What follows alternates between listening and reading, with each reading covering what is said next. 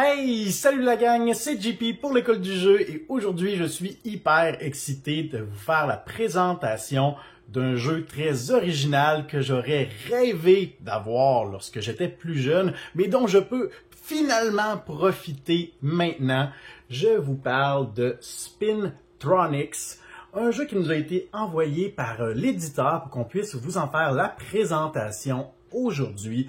Alors vous allez voir, ce n'est pas un jeu de société dans la même définition, dans la même veine que celle auquel on est habitué, mais vous allez voir, je suis convaincu qu'il y en a plusieurs parmi vous qui vont se délecter des prochaines images qu'ils vont voir et qui voudront absolument mettre leurs mains également sur une copie. Donc, vous trouverez le lien vers le site officiel dans la description de la vidéo. Sans plus attendre, si vous êtes un amateur de sciences, d'électronique, d'électricité, de mécanique ou tout simplement quelqu'un qui aime manipuler des choses avec les mains, je vous invite à me laisser un pouce vers le haut et allons maintenant voir ce que ce jeu va vous proposer.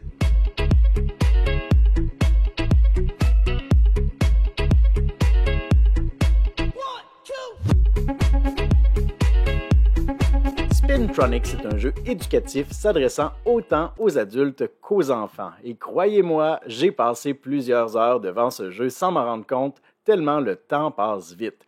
D'ailleurs, j'utilise aujourd'hui la version anglaise du jeu pour vous en faire la présentation, mais sachez que le jeu est déjà disponible en français du côté de l'Europe et en précommande pour le Canada.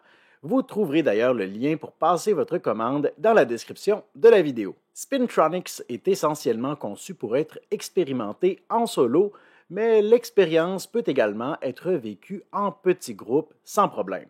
Surtout lorsque vous ferez face à des défis particulièrement complexes, vous ne regretterez pas d'avoir réuni quelques cerveaux supplémentaires pour vous aider. L'objectif ultime de ce jeu est de permettre aux joueurs de manipuler et de visualiser des notions de base en électronique. Puisque ces notions sont plutôt abstraites, Spintronics permet de se les approprier en faisant d'habiles comparaisons plus tangibles par le biais de circuits mécaniques. Autrement dit, manipuler des concepts électroniques, mais sans utiliser d'électricité. Un mandat plutôt audacieux. Lorsque vous ouvrirez la boîte pour la première fois, vous serez tenté de tout sortir et de tout explorer vous-même. Prenez une grande respiration et commencez plutôt par récupérer le livre que voici en laissant les autres composantes dans la boîte pour l'instant. Chaque chose en son temps. Au début de votre lecture, vous serez introduit à tout un univers présenté sous forme de bande dessinée. Vous en apprendrez davantage d'un chapitre à l'autre au sujet de notre personnage principal, Natalia, ainsi que sa famille, mais aussi sur l'art de l'horlogerie. À la fin d'un chapitre, vous débloquerez souvent de nouvelles composantes qui s'ajouteront à celles auxquelles vous avez déjà accès. À chaque fois, on vous donnera quelques informations théoriques sur de nouveaux concepts que vous pourrez mettre en application dès maintenant. Puis, grâce aux composantes débloquées, on vous lancera des défis de difficulté croissante. Par exemple, dans le défi numéro 6, on me demande de réussir à faire tourner le résistor, mais uniquement lorsqu'il est activé par ce bouton. Pour cela, on m'indique une mise en place obligatoire et on m'indique les composantes supplémentaires que je suis également obligé d'utiliser. Ce défi n'est pas très complexe, mais voici tout de même l'un des résultats possibles. Évidemment, je ne divulgacherai pas plus de surprises au sujet des défis, mais sachez qu'il y en a une soixantaine et que la plupart ont plusieurs résultats et solutions différentes possibles. Et si vous ne l'aviez pas remarqué jusqu'à présent, la boîte regorge de composantes de qualité. Chacune de ces plaques est aimantée afin que tout ce qu'on y installe reste solidement en place. Et croyez-moi, c'est du solide. Vous pourrez ensuite les assembler en utilisant ces verrous et cette clé pour agrandir votre surface d'assemblage.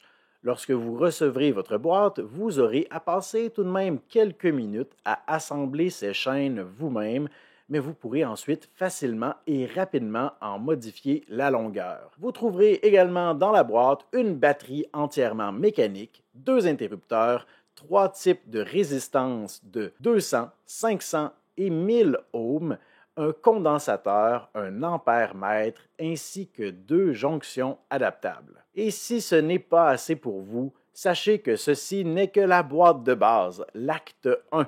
Il existe en effet l'acte 2 qui introduit un nouveau livre de 60 défis supplémentaires ainsi que la suite narrative de l'histoire, mais aussi de nouvelles composantes comme des inducteurs et des transistors pouvant être ajoutés à ce que vous possédez déjà. Alors voilà pour ce qui était de la présentation de Spintronics. J'espère que cette vidéo vous aura plu, j'espère qu'elle aura été utile également.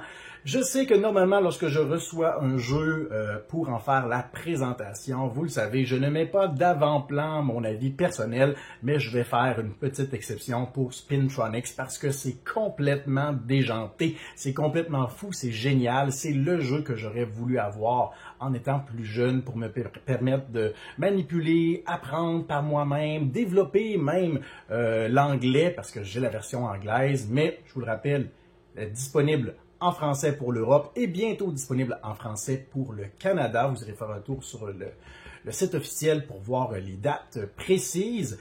Mais c'est vraiment super. Les défis qui sont proposés en difficulté croissante. Seulement les 10 premiers défis sur, je pense, les 68 ou 67 qu'il y a dans le livret de règles, seulement les 10 premiers, je me suis quand même heurté, je me suis buté à quelques obstacles cognitifs où je devais vraiment me poser la question, qu'est-ce que je fais pas correct? Où est-ce qu'il y a quelque chose que je ne comprends pas?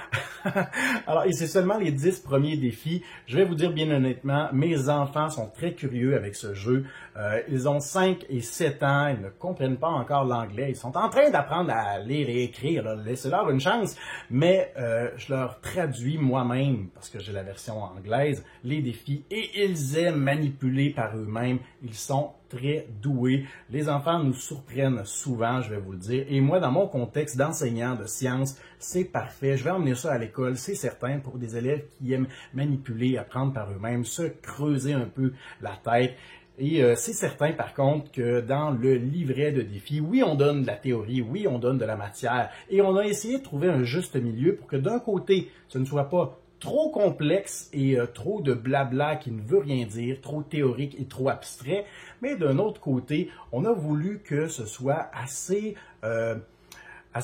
aguicheur comme information pour nous permettre de vouloir en apprendre peut-être un peu plus et de faire quelques recherches supplémentaires si vraiment l'électronique, l'électricité nous intéresse. Alors d'un côté, ce n'est pas épuisant ni pénible de lire ces informations théoriques-là, et d'un autre côté, ça nous permet de faire des comparaisons tangibles entre ce qu'on est en train de faire et comment la plupart des circuits électroniques peuvent fonctionner. Alors vraiment, là, moi, ça a été une grande surprise. Je vais vous dire bien honnêtement que Sylvain et Joe sont jaloux que j'ai cette copie entre les mains. Alors, si ça vous intéresse, allez faire un tour sur le site officiel. Si jamais vous savez que ça pourrait vous intéresser, intéresser vos enfants, vos adolescents, ou si vous êtes comme dans une situation comme la mienne, des élèves aussi d'une école, c'est vraiment un petit bijou que je vais garder longtemps. Alors, comme d'habitude, je vous invite à laisser vos questions et commentaires dans la section appropriée. Me laissez un pouce vers le haut et moi, je vous dis merci pour votre écoute. À la prochaine. 1, 2